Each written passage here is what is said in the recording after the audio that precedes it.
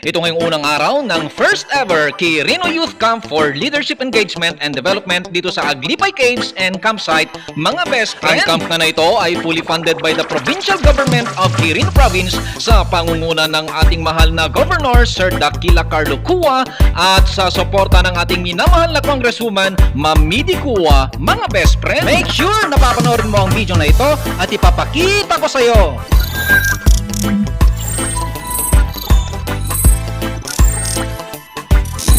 Mula nga dito sa Cabarugis, Quirino ay ginamit na natin ang ating Techmax Turbo upang mas madali nga itong ma-break-in, mga best friend. At sa ating patuloy na pagmumotor ay narating na nga natin ang sentro ng Aglipay, Quirino, mga best friend. At hindi nga kalayuan ay narating na nga natin ang daanan papasok ng Aglipay Caves and Campsite na dito nga ang venue ng first ever Quirino Youth Camp for Leadership Engagement and Development or mas kilala sa QIC LEAD, mga best friend.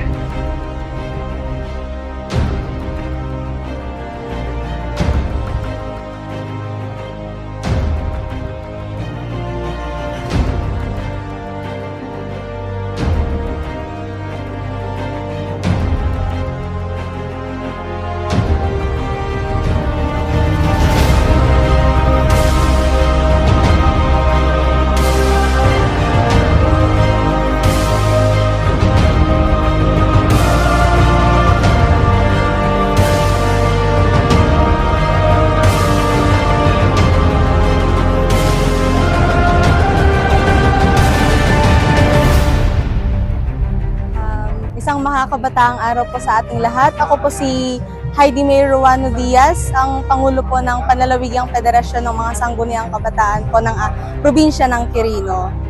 At narito po tayo ngayon sa first ever Quirino Youth Camp for Leadership, Engagement and Development 2026 po ng Provincial Government of Quirino sa pangunguna po ng ating mahal na gobernador, Dakila Carlo Cua, sa suporta po ng ating Congresswoman Midi Cua at sa ating pong dating Gobernador at Congressman Sir Juni Cua. At ito po ay programa rin po ng ating mga kabataang leader. Narito po ang ating sangguniang kabataan, ang MIDI at ang Quirino Students Organization at Provincial Youth Development Council. So ngayong araw po, ito po ang unang araw po ng ating camp. At ang ating mga participants po ngayong araw, ang mga madigiting at matatapang po na manlalakbay ng mga kabataang leader. At kinatawan po ito ng mga youth leaders po ng iba't ibang barangay ng aming probinsya. Narito po ang ating mga sangguniang kabataan members, ang ating mga Quirino Student Organization officers, ang ating mga katipunan ng kabataan members ng 6 po na munisipyo ng aming probinsya. At ang aming first ever camp po na ito ay inspired by the Supreme Leadership Engagement Camp ng Municipality of Saguday, at nagtipon-tipon po ang mga kabataang leader sa ating Quirino Youth Camp upang hubugin at alamin kung ano po ang leadership values po na gusto nila para sa kanilang mga sarili at para sa mga kapwa nilang kabataang leader po.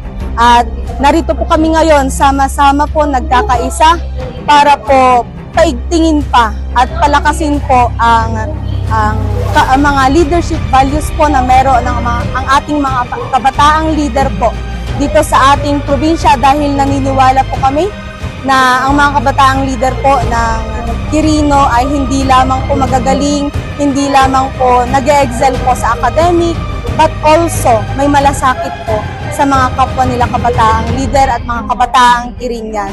Kaya ngayong araw po na ito ay ang pagsisimula po ng mga kabataang Quirinian upang tuklasin kung ano pa yung kanilang kaya bilang isang kabataang leader po.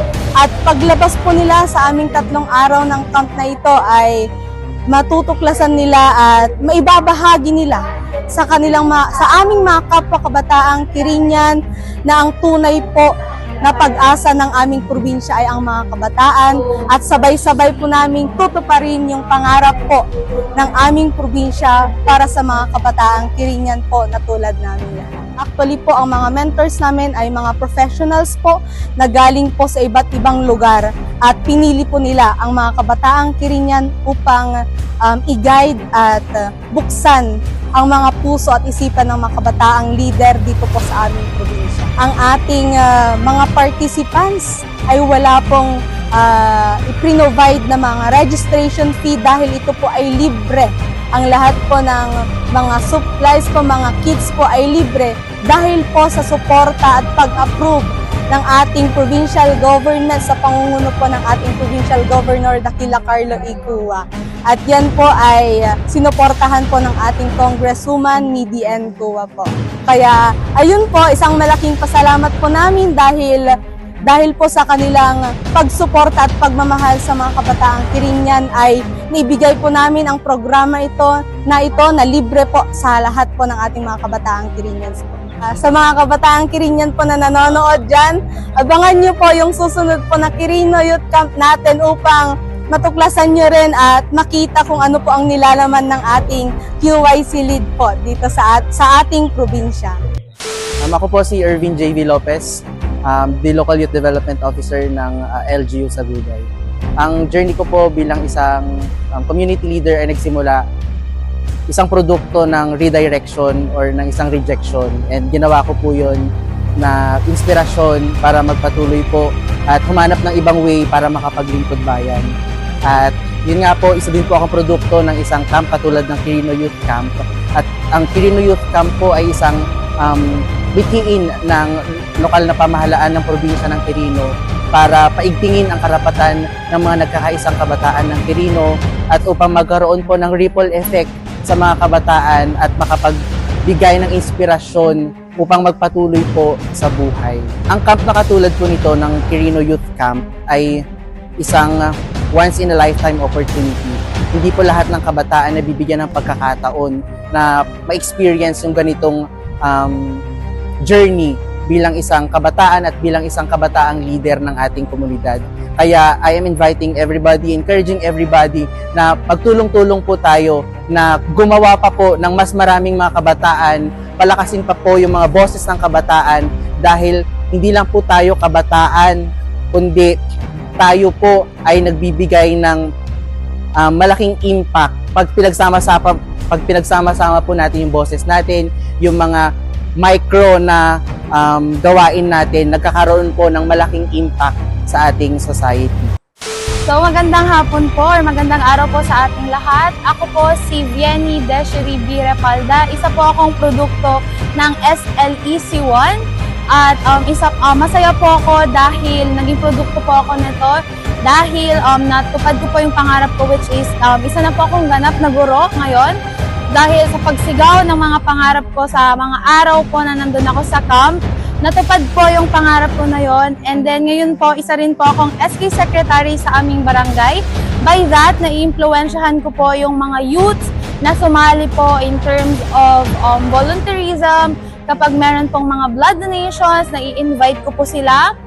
And also, pagbibigay po tuwing Christmas ng mga pamaskong handog sa mga kabataang kapos or salat po sa pera. Tinutulungan ko po sila na maging isang mabuti, magaling na leader sa aming barangay. Sa school naman po, tinuturuan ko po ang mga students ko kung paano maging mabuting leader, maging mabuting isang estudyante. So sa mga kabataang Quirinians, iniimbitahan ko kayo or kapag meron man pong mga ganitong event tulad po ng QYC, ay naway sumali kayo dahil hindi kayo magsisisi dahil ito ang magiging isang hagdan or isang step upang sa ganon ang inyong mga pangarap ay matupad at ang inyong mga ito din ay isang privilege kasi iilan lamang ang merong ganitong programa.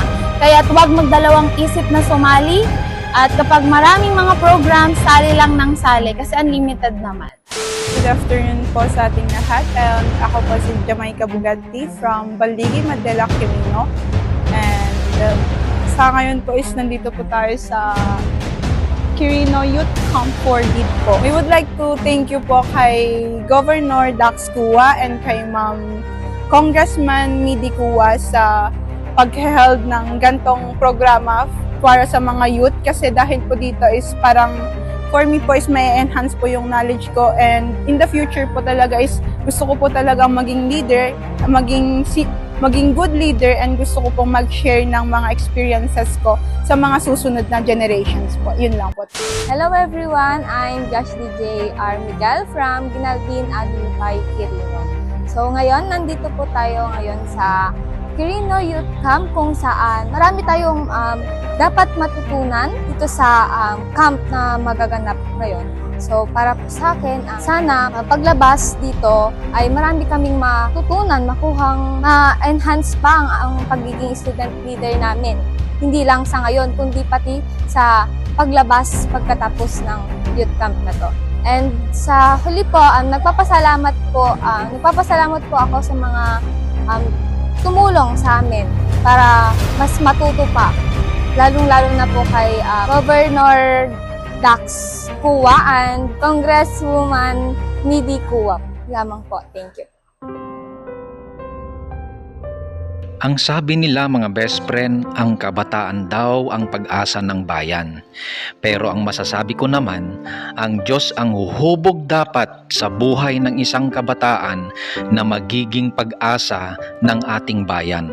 Hindi mahalaga kung paano ka hinubog ng mundo mga best friend, kundi ang pinakamahalaga sa lahat ay kung paano ka hinubog ng Diyos.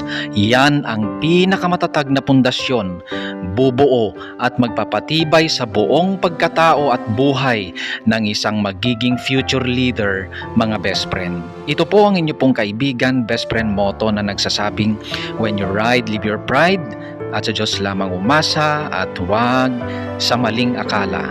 Pa-comment naman mga best friend kung taga saan ka para malaman ko din kung saan naabot ang video na ito. At kung sakali mang hindi ka pa naka-follow, baka naman. Sharing is caring mga best friend. See you po in my next video.